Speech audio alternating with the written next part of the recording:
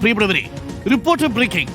അവയവദാനത്തിനായി വ്യാജരേഖ ചമച്ച കേസിൽ മുഖ്യപ്രതി നജീബിന്റെ സ്വത്തുക്കൾ കേന്ദ്രീകരിച്ച് അന്വേഷണം. അവയവ കച്ചവടത്തിലൂടെ ലഭിച്ച പണം ഉപയോഗിച്ച് നജീബ് സ്ഥലങ്ങൾ വാങ്ങി. 2 അക്കൗണ്ടുകളുടെ വിവരങ്ങൾ പോലീസിന് ലഭിച്ചു. അവയവം നൽകാമെന്ന് പറഞ്ഞ് നജീബ് നിരവധി പേരിൽ നിന്നും അഡ്വാൻസ് വാങ്ങിയിട്ടുണ്ട്. 2 മുതൽ 5 ലക്ഷം രൂപ വരെ വാങ്ങി പണം തിരികെ കൊടുത്തില്ലെന്നും കണ്ടെത്തലുണ്ട്. ശരണുണ്ട് കൂടുതൽ വിവരങ്ങളുമായി. ശരൺ, ഒരുപാട് സ്ഥലങ്ങളൊക്കെ ഇയാൾ വാങ്ങിച്ചു കൂട്ടി എന്നാണ് ഇപ്പോൾ അന്വേഷണ സംഘം മനസ്സിലാക്കുന്നത്. സ്വത്തുക്കൾ കേന്ദ്രീകരിച്ചുള്ള അന്വേഷണത്തിലേക്ക് കടക്കുകയാണോ അന്വേഷണ സംഘം? നജീബ് ഒരു ചെറിയ പുള്ളിയല്ല അല്ലേ ശരൺ?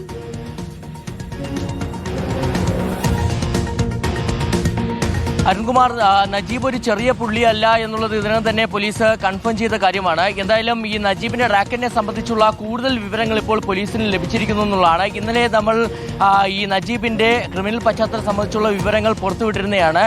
നജീബിന് എതിരെ കർണാടകയിൽ ഒരു കൊലക്കേസുണ്ട്. ഇതിനു പുറമെ കേരളത്തിൽ സാമ്പത്തിക തട്ടിപ്പ്, കവർച്ച അടക്കം നിരവധി കേസുകളിൽ പ്രതിയാണ് നജീബ്. അതിന് പിന്നാലെയാണ് പോലീസ് ഇപ്പോൾ ഇയാളുടെ സ്വത്തുക്കൾ കേന്ദ്രീകരിച്ചുള്ള അന്വേഷണത്തിലേക്ക് കൂടി നീങ്ങിയിരിക്കുന്നത്. അപ്പോൾ പോലീസിന് മനസ്സിലാക്കാൻ കഴിഞ്ഞിരിക്കുന്നത് ഈ അവയവ കച്ചവടത്തിലൂടെ സ്വന്തമാക്കിയ പണം ഉപയോഗിച്ച് ഇയാൾ പലയിടങ്ങളിലായിട്ട് സ്ഥലങ്ങൾ വാങ്ങിയിട്ടുണ്ടെന്നുള്ളതാണ്. ഈ സ്ഥലങ്ങൾ എവിടെയൊക്കെയാണെന്നുള്ളത് പോലീസ് കൃത്യമായി തന്നെ ഐഡന്റിഫൈ ചെയ്യുകയും ചെയ്തിട്ടുണ്ട്. ഒപ്പം തന്നെ ഈ നജീബിന്റെ 2 ബാങ്ക് അക്കൗണ്ട് വിവരങ്ങൾ പോലീസിന്റെ പക്കലുണ്ട്. ഇത് പരിശോധിച്ചതിൽ നിന്ന് കോടികളുടെ ഇടപാടുകളാണ് നടക്കുകയും ചെയ്തിരിക്കുന്നത്. എന്നാൽ ഈ 2 അക്കൗണ്ടുകൾക്ക് പുറമെ നജീബിന് കൂടുതൽ അക്കൗണ്ടുകൾ ഉണ്ട് എന്നുള്ളൊരു വിലയിരുത്തലേക്ക് കൂടിയാണ് പോലീസ് എത്തിയിരിക്കുന്നത്.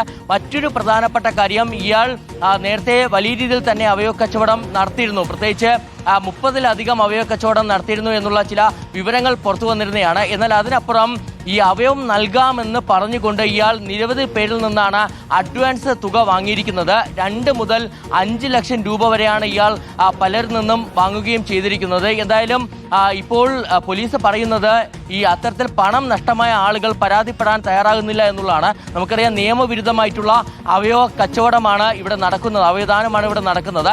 അതുകൊണ്ട് തന്നെ പലരും ഇത്തരത്തിൽ നജീബ് പിടിയിലായിട്ടുണ്ടെന്നുള്ള വിവരം പുറത്തു വന്നിട്ടുണ്ടെങ്കിൽ പോലും ആരും ഇത് സംബന്ധിച്ചുള്ള പരാതി, തനിക്ക് പണം നഷ്ടമായെന്നുള്ള പരാതി ഉന്നയിക്കാൻ തയ്യാറാകുന്നില്ല എന്നുള്ളതാണ്. ഇതോടൊപ്പം തന്നെ മറ്റൊരു പ്രധാനപ്പെട്ട കാര്യം, ഇയാളുടെ വിദേശത്തുള്ള ഒരു സഹോദരനെ കേന്ദ്രീകരിച്ചും അന്വേഷണം നടക്കുന്നുണ്ടെന്നുള്ളതാണ്. ഇയാളുടെ റാക്കറ്റിന് അന്തർ സംസ്ഥാന സ്വഭാവമുണ്ട്. അന്തർ സംസ്ഥാന റാക്കറ്റ് ആണെന്നുള്ളത് പോലീസ് സ്ഥിരീകരിച്ചിരുന്നതാണ്. രാജ്യാന്തര റാക്കറ്റ് ആണോ എന്നുള്ളത് പരിശോധന തുടരുകയാണ്. അതായത് ഇയാളുടെ രാജ്യാന്തര ബന്ധത്തിൽ അന്വേഷണം തുടരുകയാണ്. ഇതിനിടയിലാണ് വിദേശത്തുള്ള സഹോദരനിലേക്കും അന്വേഷണം നീളുന്നത്.